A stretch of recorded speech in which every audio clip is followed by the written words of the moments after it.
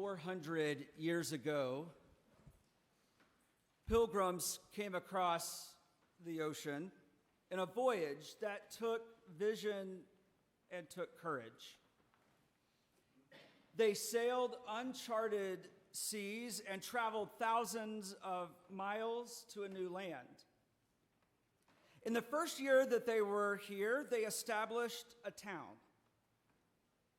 The second year, they established a town council. In the third year, the town council voted to build a road into the wilderness. In the fourth year, they almost impeached the town council for trying to build that road into the wilderness, saying that it was a terrible waste of money. Who needed to go into the wilderness anyway?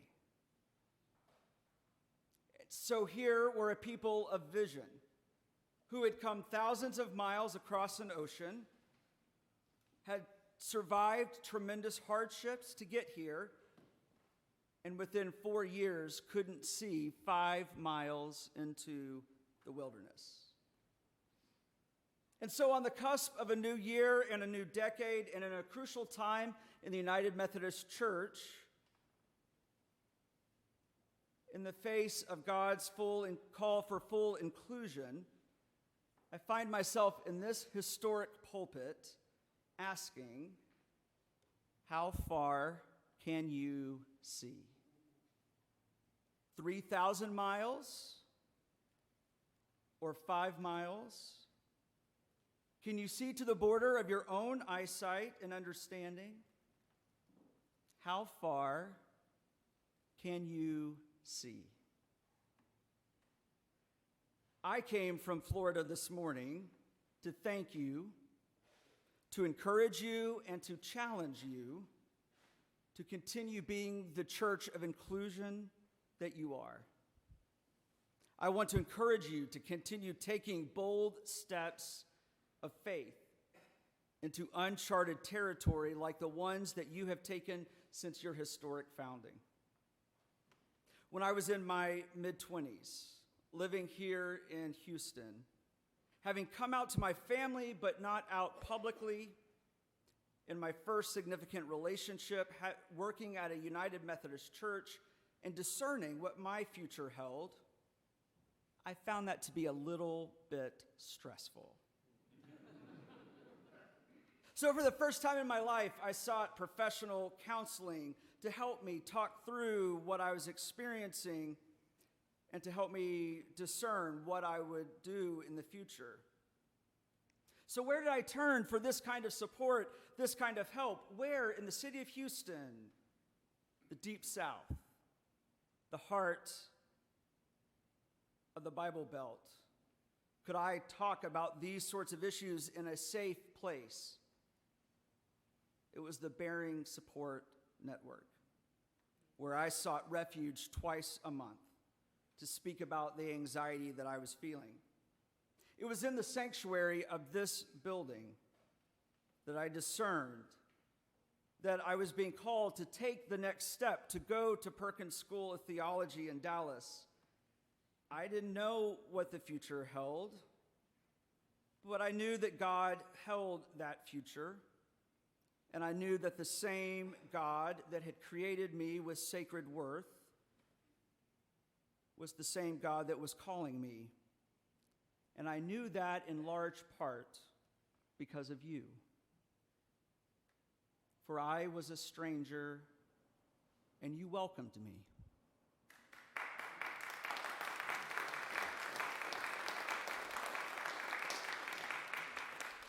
This morning in our gospel reading, we had this powerful image of Jesus as a judge, separating sheep and goats. I'll let you decide which you want to be.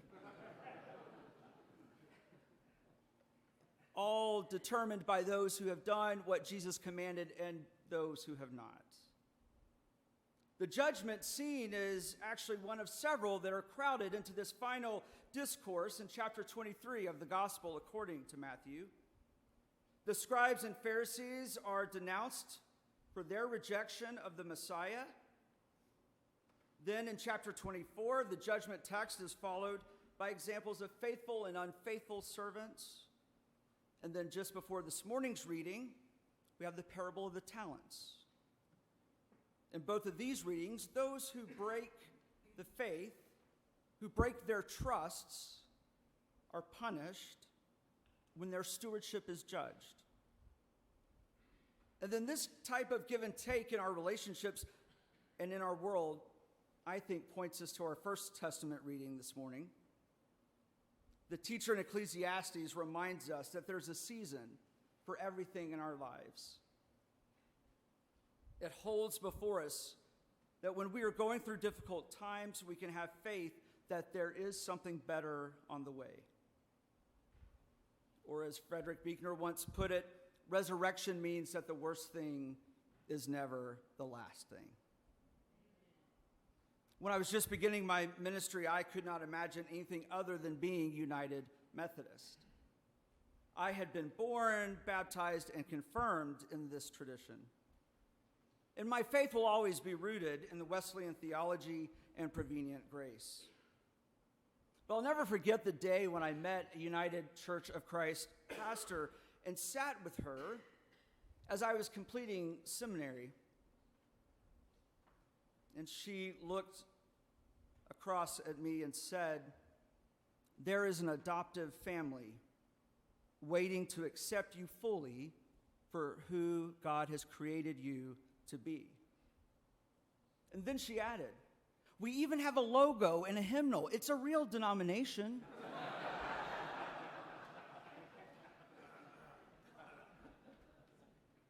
And as I prayed and I grappled and I discerned and I wrestled with my decision, words like die, born, silent, speak, mourn, dance, seek, lose, weep, laugh, echoed in my soul.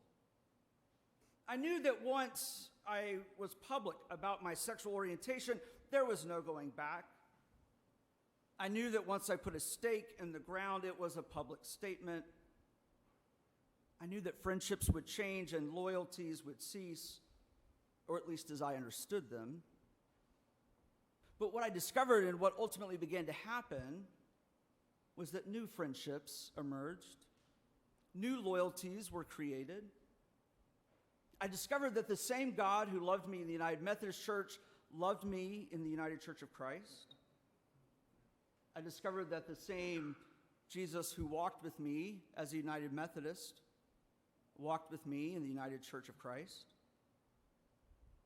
But more importantly, I discovered that all of the energy that I had spent arguing and worrying about who knew what and attempting to convince people about biblical interpretation was now spent on being me and being who God called me to be.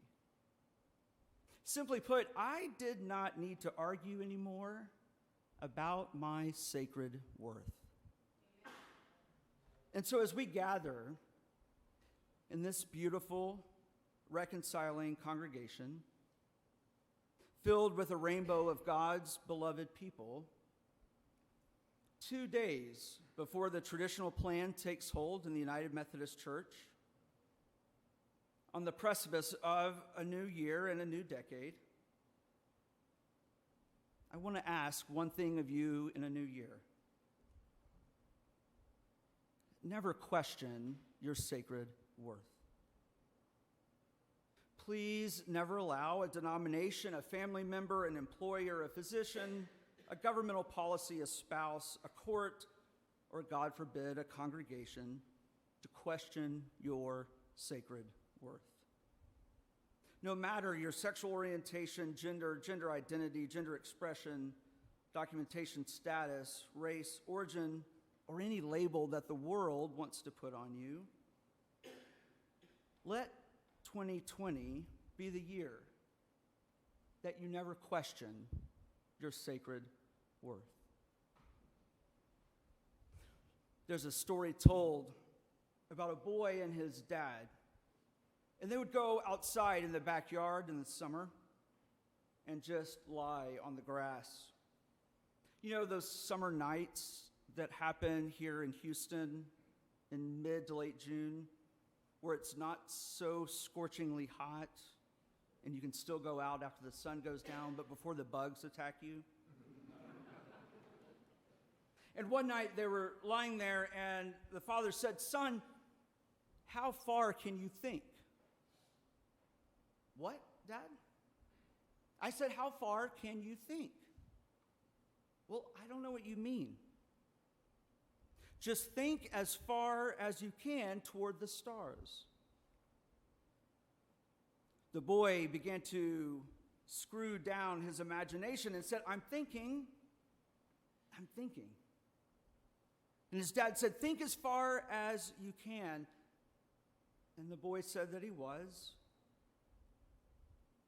And he said, "Well, drive down a stake right there. In your mind, put down a stake. Have you done it?" "Yes, sir," the boy responded. "What's on the other side of that stake?" the father asked.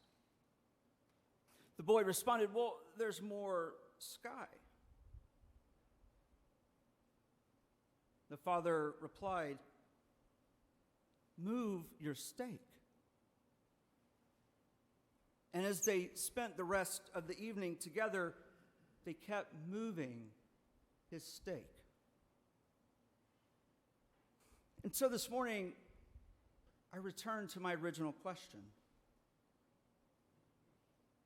As we stand here on the cusp of a new year, a new decade, and a crucial time in the United Methodist Church, in the face of God's call for full inclusion, how far can you see? 3,000 miles? 5 miles? To the borders of your own eyesight?